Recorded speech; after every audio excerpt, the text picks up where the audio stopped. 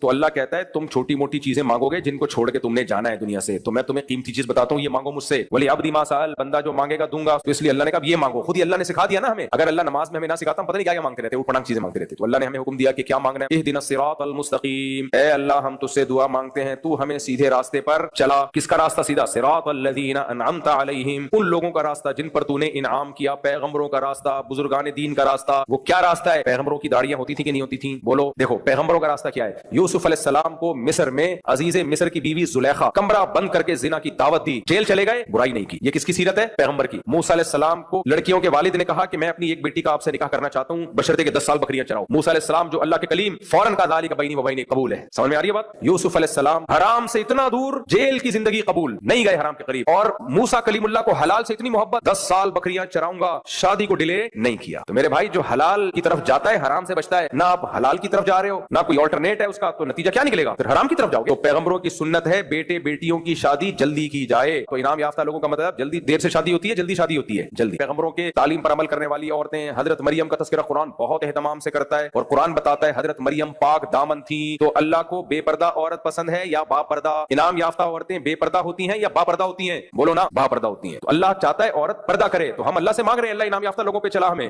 اس لیے جتنی خواتین یہاں بیٹھی ہیں، جتنی ہماری بہنیں بیٹھی ہیں، توبہ کریں، عزم کریں، انشاءاللہ ہم پردہ کریں گے۔ پھر اللہ نے نیک عورت کی تعریف کی ہے، فالصالحات قانتات، فرما بردار ہوتی ہیں۔ جو نیک عورت ہے وہ اپنے شوہر کی فرما بردار۔ اور مرد کو اللہ نے کیا حکم دیا کہ عورت کو اللہ نے تمہارے ماتحت بنایا ہے تو اس کے حقوق کا تم خیال رکھو۔ تو انعام یافتہ لوگوں میں یہ سب داخل ہیں۔